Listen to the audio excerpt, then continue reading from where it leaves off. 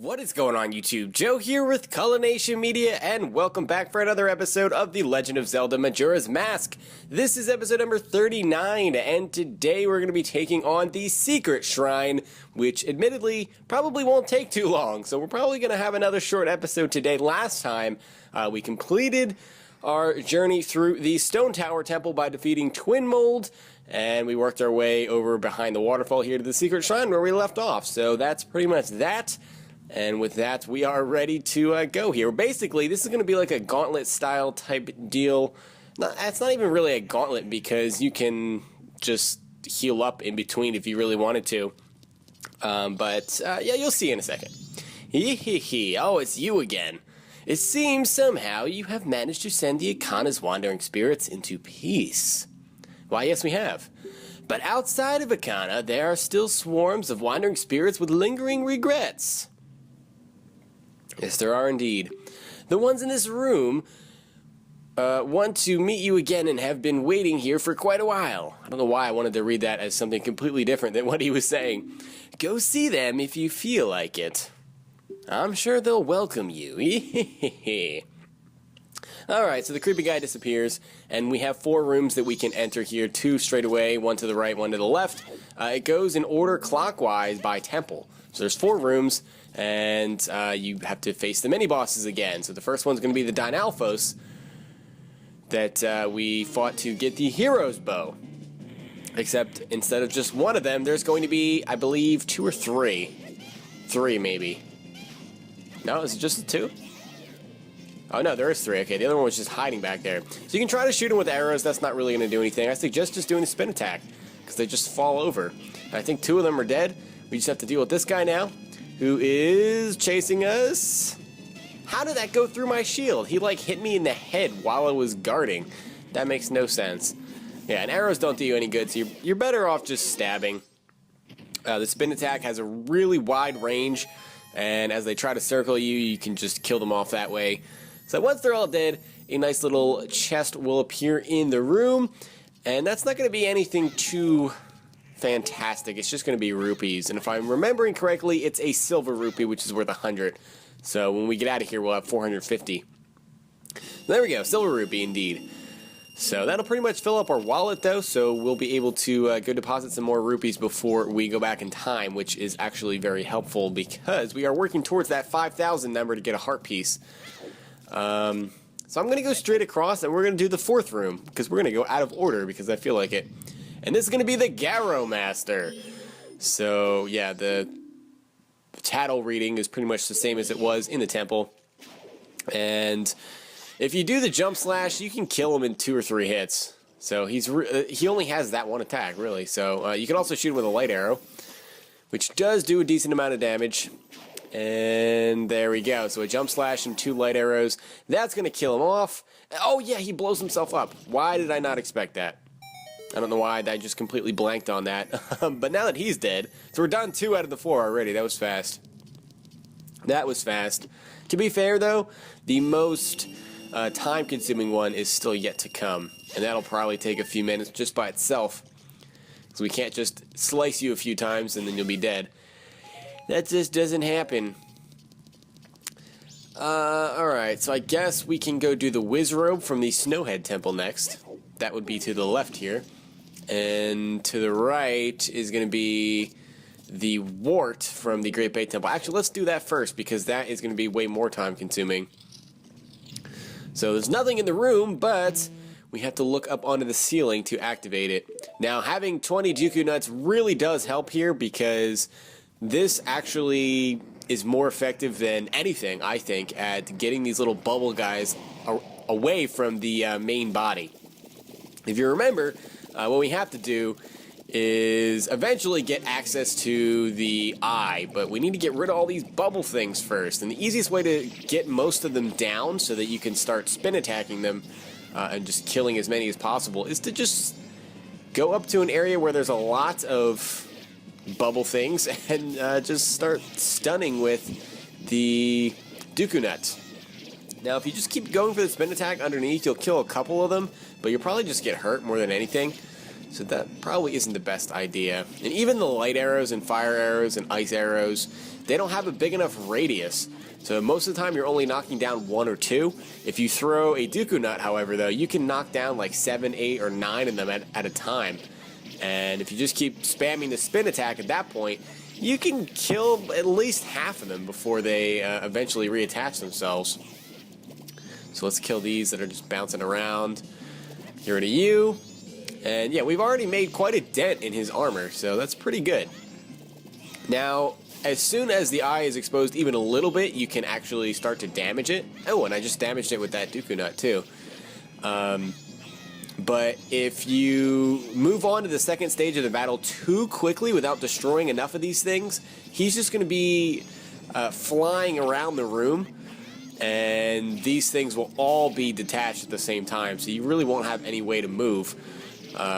So I suggest killing off as many of them as possible so that when we move to the next phase, we won't have to clean up too much, because that can get a little bit claustrophobic. And just, yeah, it gets kind of difficult, so. We're looking pretty good here, though. I think at this point we might honestly just be able to shoot him, because I don't know how many more we're going to be able to get down at once. So I'm just going to wait for him to open his eye, and when he does, I'll shoot him with a light arrow. One more should be enough to move on to the next stage, because we did hit him a few times with the Dooku Nuts. And there we go. So he falls to the ground, and the rest of the bubble thingamajiggies are going to start hopping all over the place. They will not reattach, so we just need to kill them first and foremost. And I just got sandwiched. Ouch. So now he's just flying around the room. He will randomly open his eye, and it's kind of hard to hit him unless he's moving towards you like that, which I managed to hit him. Let's see here. See if I can just do it manually. It's kind of hard that way. It's a lot easier to target him, but if he's moving, you often miss unless he's going towards you like that. And the light arrow does so much damage that in 2 hits, he does die. So, yeah, that was kind of a time-consuming battle. It's kind of a time-consuming battle. And we're about to face the last mini-boss here for the final time, because we fought this particular mini-boss like 7 times throughout the game. It's ridiculous how often they reuse this boss, and they really don't make it any more difficult. The difficulty rating just, it didn't really change, to be honest. His weapons kind of changed, like what beams he shot at you changed, but that's about it. Not enough to make it any more difficult, really. So let's go into the final room. And yes, it is the Wizro, Mr. Teleporter guy. So now the only thing that's more difficult about this particular battle is that you do not have a map. So you don't know exactly where he's going to be showing up, which is a problem because I don't see him, and I'm about to get shot. Okay, it's ice. So he's got an ice attack this time around. So we'll go for a jump attack. That should actually send him into the next phase already. 2 jump slashes from the Gilded Sword does kill him. So if he appears over here, which I think he just did. Okay, well then this battle's over as he just dies right there. Okay, that was pathetic. If you don't get that lucky, because that was pretty lucky. Yeah, this battle is a little bit more difficult just because you can't see the red dot on the map as to where the real Wizrobe is, so it might take you a little while. And you can't always just stand in one place and see all of the different teleporters, so you can't just stand in the corner and shoot them. So it can be a little bit more time-consuming than the other variants, but now that we've defeated all of the mini-bosses, we can go back to the center room, and this guy will be back. Yee-hee-hee, you really are an amazing person. Can't pronounce that today. It seems you've somehow managed to heal their souls. Well, yes, we have, by killing all of them multiple times. Maybe I shall vanish soon myself. Well then, yee-hee-hee-hee. Okay, so he's just going to take off. Apparently we've healed his soul, and a nice giant treasure chest is going to appear in the center of the room. We all know what this is going to be. The whole reason that we came here. Kind of a lengthy way to just get this item, but it works. It works. And it is going to be a heart piece. And that's the first one of our new containers, so yeah, we still have quite a bit to get.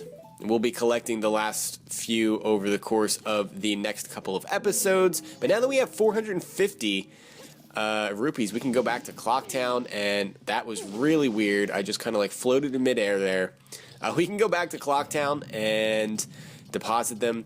And we can I'm sure we can shoot a bubble or guay, whatever, along the way to just get us up to 500. And the screen is all small because it is about to change to daytime, I think. Was it nighttime? I don't even remember.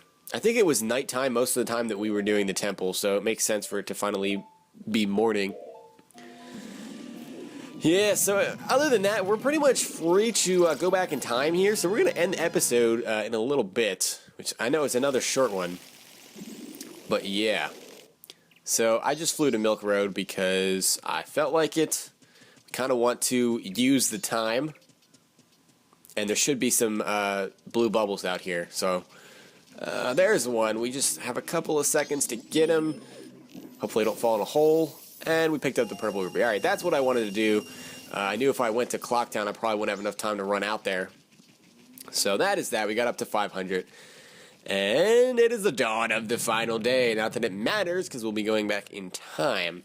One thing I did forget to mention about the secret shrine is that you do have to have, I believe, at least 16 heart containers in order to be able to go into all the rooms. At this point in the game, that shouldn't be an issue if you've defeated all 4 temples and have the light arrows and everything. But yeah, you won't be able to get the heart piece if you don't have at least that many heart containers already. So that should be one of the blah blah blah. That sentence did not make sense. That should be one of the last heart pieces that you get. So let's go ahead and deposit our 500 rupees, and this will bring us up to 3,700. So we're still gonna have to deposit 500 at least 3 more times. Or at least 2 more times, I should say, and then the third time can be less than that. But with that being said, that's where we're going to end things off. I'm going to play the Song of Time. We will save our game. And I just kept messing up the Song of Time there. Next time, we're going to get started on the longest side quest of the game that will give us the rest of the masks and the final empty bottle, the Anju and Kaffee side quest. So that's what is on the agenda for next time. Hope you guys enjoyed. If you did, please make sure you're leaving a like rating or a comment or whatever you would like to do, and I will see you all next time. But until then, game on.